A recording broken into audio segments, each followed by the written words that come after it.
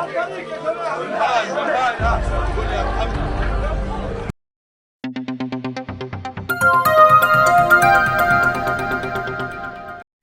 Saudi अरब अगला Europe बनने जा रहा है?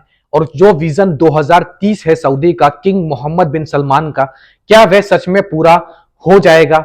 हर दिन सऊदी अरब तरक्की की तरफ एक नया कदम बढ़ा रहा है। अस्सलाम वालेकुम, मैं हूं ताहा नसीम, आप देख रहे हैं TN अरब हिंदी न्यूज। मैं आप लोगों के लिए लेके आया हूं सऊदी अरब और इसराइल गाजा में चल रहे वॉर से जुड़ी कुछ जरूरी अपडेट्स, कुछ जरूरी खबरें। तो सभी खबरों के बारे में विस्तार से बात करेंगे। आप लोगों से गुजारिश है वीडियो में शुरू से लेकर आखिर तक बने रहें ताकि सही जानकारी आपको मिल पाए। और चैनल पर नए हैं तो चैनल को सब्सक्राइब करना ना भूलें। तो चलिए खबरों की शुरुआत करते हैं। पहली अपडेट हमारे पास में आ रही है सऊदी न्यूज एजेंसी SPA की तरफ से। यह जानकारी सभी विजिट वीजा होल्डर्स के लिए बहुत अहम है, यानी कि जो लोग भी सऊदी अरब घूमने आना चाहते हैं विजिट वीजा लेकर, उनके लिए जरूरी है। सऊदी पासपोर्ट डिपार्टमेंट ने जानकारी देते हुए बताया है कि जो भी लोग विजिट वीजा पर सऊदी अरब आते हैं और उनकी विजिट वीजा का जो एक्सटेंड करने का टाइम है, यानी कि उसको बढ़ाने का टाइम है, वो कितने दिन पहले खत्म हो जाता है। सऊदी पासपोर्ट डिपार्टमेंट ने बताया कि आपकी जो वीजा की एक्सपायरी डेट है उससे करीबन 7 दिन पहले आपको अप्लाई करना होगा अपनी वीजा एक्सटेंड करने के लिए। यानी कि जब आपकी वीजा विजिट वीजा खत्म होने वाली होगी उसके 7 दिन पहले ही आपको अपनी वीजा बढ़ाने के लिए ऑनलाइन अबशर प्लेटफॉर्म के जरिए अप्लाई करना होगा और ऑनलाइन ही आपकी जो वीजा है, विजिट वीजा है, वह एक्सटेंड हो जाएगी। इसके लिए आपको किसी भी पासपोर्ट डिपार्टमेंट या फिर और कोई डिपार्टमेंट में फिजिकल विजिट करना जरूरी नहीं है। अबशर प्लेटफॉर्म के जरिए ही आप अपनी वीजा एक्सटेंड करवा सकते हैं। सऊदी अरब ने मंडे के दिन एक स्टेटमेंट जारी करते हुए बताया कि 2024 का जो ई स्पोर्ट्स का वर्ल्ड कप है वह सऊदी अरब होस्ट करने वाला है 2024 में। यह बहुत बड़ा डिसीजन बताया जा रहा है। इसी के चलते एक मेंबर्स की मीटिंग हुई जिसमें पोर्तुगीज फुटबॉल प्लेयर, जो कि वर्ल्ड फेमस प्लेयर हैं, क्रिस्टियानो रोनाल्डो भी शामिल रहे। उन्होंने अपने एक ट्विटर अकाउंट पे जानकारी देते हुए बताया कि मोहम्मद बिन सलमान से मिलने का शर्फ उन्हें हासिल हुआ, दूसरी बार ये उनसे मिले। और इन्होंने बताया कि इनको काफी प्राउड फील हुआ मोहम्मद बिन सलमान से मिलकर। और इन्होंने जो ई स्पोर्ट्स वर्ल्ड कप होने वाला है सऊदी के अंदर, उसको लेकर चर्चा की और किस तरीके से सऊदी अरब के अंदर ई स्पोर्ट्स वर्ल्ड कप होना और फीफा वर्ल्ड कप होने की भी बात कही जा रही है। तो ये जो है 2030 के विजन में किस तरीके से सऊदी अरब को मदद कर सकता है, ये देखने वाली बात होगी। बताया जा रहा है कि इस फीफा वर्ल्ड कप को जब सऊदी अरब होस्ट करेगा तो इसकी वजह से करीबन 20 बिलियन रियाल की GDP ग्रोथ हमें देखने को मिलेगी जब फीफा वर्ल्ड कप सऊदी अरब होस्ट करेगा। और इसके साथ ही करीबन 39,000 न्यू जॉब अपॉर्चुनिटीज भी सऊदी अरब क्रिएट करेगा, यानी कि नई नौकरी जो है सऊदी यूथ के लिए इस फीफा वर्ल्ड कप को होस्ट करने की वजह से उन्हें मिल सकती है।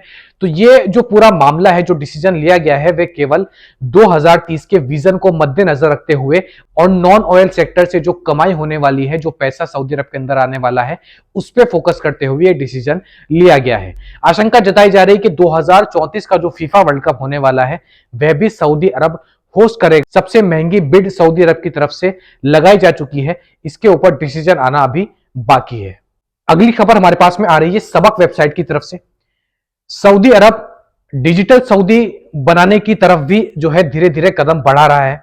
इसी के चलते एक डेटा जारी किया गया जिसमें यह जानकारी मिली है कि पिछले महीने यानी कि सितंबर के महीने में 1.5 लाख केसेस जो कि ट्रैफिक डिपार्टमेंट से रिलेटेड है अबशर प्लेटफॉर्म के जरिए सॉल्व किए गए।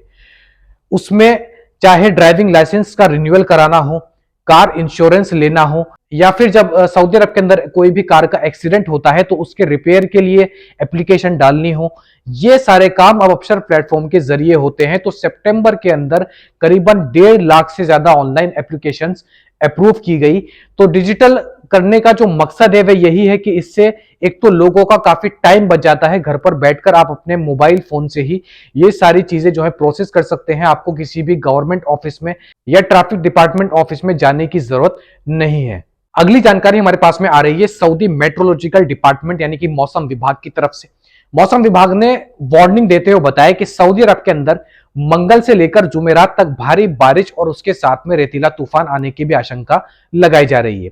अल जजान अल मदीना मुनव्वरा, मक्का मुनव्वरा में जो है ज्यादा बारिश देखने को मिल सकती है। इसके अलावा जद्दा में भी रेतीले तूफान के साथ साथ भारी बारिश और तेज हवाएं आने की आशंका लगाई जा रही है। तो मौसम विभाग ने इस जानकारी को देते हुए यह भी कहा है कि जो लोग भी इन सारे इलाकों में रहते हैं वे अपने काम से ही बाहर निकले, क्योंकि मौसम का जो मिजाज है वह काफी गंभीर रूप ले सकता है। मंगल से जुमेरात तक यानी कि ट्यूसडे से थर्सडे तक के लिए यह वार्निंग मौसम विभाग की तरफ से जारी की गई है। अगली जानकारी हमारे पास में आ रही है फ्रेंच न्यूज एजेंसी एएफपी की तरफ से। व्हाइट हाउस में हुआ एक इवेंट, इसके दौरान एक रिपोर्टर ने यूएस के प्रेसिडेंट जो बाइडेन से सवाल किया। उन्होंने पूछा कि क्या आप सीज फायर फॉर होस्टेजेस वाले एग्रीमेंट को एक्सेप्ट करेंगे, यानी कि हमास आपके जो होस्टेजेस है उनको रिलीज करेगा, इसके बदले आप वहां पर सीज फायर कराएंगे इसराइल की तरफ से। तो इसके जवाब में जो बाइडेन ने कहा कि हमास को पहले सारे जो होस्टेजेस है उनको रिलीज करना होगा, उनको छोड़ना होगा, उसके बाद हम सीज फायर पर बात कर सकते हैं। इतना जवाब देने के बाद वे वहां से एक बहाना बनाकर चले गए। उन्होंने कहा कि मुझे और भी प्रॉब्लम्स है, उनको डील करना है, इतना बोलकर वे वहां से चले गए।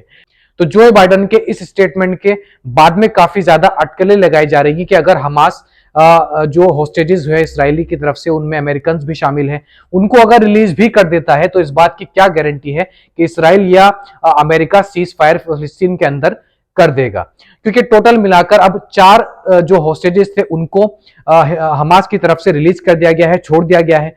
और कल इसराइल ने अपने होस्टेजेस की जो संख्या है उसको 222 बताया है, यानी कि 222 इसराइल की तरफ से बंधक बनाकर हमास अपने साथ ले गया था, यह इसराइल ने कहा है। तो अमेरिका ने कहा है कि हमास को सारे ही होस्टेजेस को छोड़ना होगा, उसके बाद हम सीज फायर के बारे में बात करेंगे। इसके अलावा यूएस प्रेसिडेंट ने इसराइल की सपोर्ट में यह भी कहा है कि हमने एक पूरा गेम प्लान रेडी कर रखा है इसराइल को सपोर्ट करने के लिए। इनके कहने का मतलब यह था कि अगर ईरान, तुर्की या फिर कोई और देश फिलिस्तीन के साथ खड़ा होकर इसराइल पर हमला करने की कोशिश करता है तो इसके लिए भी हमने बैकअप प्लान बनाया हुआ है, और इसराइल को किस तरीके से सपोर्ट करना है हमने इसके बारे में जो है बातचीत कर रखी है। तो सीधे तरीके से अमेरिका इसराइल के साथ में है और खुलेआम जो है दूसरे देशों को धमकी दे रहा है अगर वह इसराइल पर हमला करने का प्लान बनाते हैं तो। इसके अलावा जो लगातार गाजा के अंदर एयर स्ट्राइक्स किए जा रहे हैं, बिल्डिंग्स पर, मस्जिदों पर, चर्च पर, हॉस्पिटल्स पर, इसके लगातार वीडियो हमारे साथ में आ रही है। ये वीडियो आप अपनी स्क्रीन पर देख सकते हैं। इस बिल्डिंग पर कल रात एयर स्ट्राइक हुआ और उसके बाद में जो लोग इसके अंदर दबे हुए हैं उनको किस तरीके से लोग ढूंढ रहे हैं, जो लोग उनमें जख्मी हो सकते हैं या फिर जिंदा हो सकते हैं उनको बाहर निकालने की कोशिश की जा रही है। ऐसे ही एयर स्ट्राइक दिन ब दिन जो है गाजा के अंदर हो रहे हैं, और खासकर रात में कितनी ज्यादा जाने जाती हैं ये हमने कल और परसों के अंदर जो अटैक्स हुए गाजा में उनसे हमने अंदाजा लगा लिया है। अब तक जो है मरने वालों की संख्या फिलिस्तीन के अंदर 5000 क्रॉस कर चुकी है, और जो घायल हुए हैं 15,000 से ज्यादा लोग फिलिस्तीन के अंदर घायल हो चुके हैं। तो इसराइल अब कब सीज फायर करेगा और कब सिविलियंस की जान लेने पर रोक लगाएगा, ये एक विचार करने वाली बात है। तो ये थी आज की कुछ अहम अपडेट्स सऊदी अरब और गाजा इसराइल वॉर को लेकर। ऐसी ही अपडेट्स मैं आप लोगों तक डेली लेकर आता हूं। सऊदी अरब के अंदर जो गैर मुल्की रहते हैं उनके लिए जो भी जरूरी जानकारी होती है सबसे पहले मैं आप लोगों तक पहुंचाता हूं। हमसे जुड़े रहने के लिए हमारे चैनल को सब्सक्राइब करना ना भूलें, और वीडियो पसंद आई हो तो वीडियो को लाइक भी कर दें और बेल आइकन को प्रेस कर दें ताकि मेरी सारी वीडियो की अपडेट सबसे पहले आप लोगों तक पहुंच सके। मैं ताहा नसीम अब आपसे इजाजत चाहता हूं। इंशाल्लाह कल आपसे फिर मुलाकात होगी मजीद खबरों के साथ। तब तक अपना ख्याल रखें।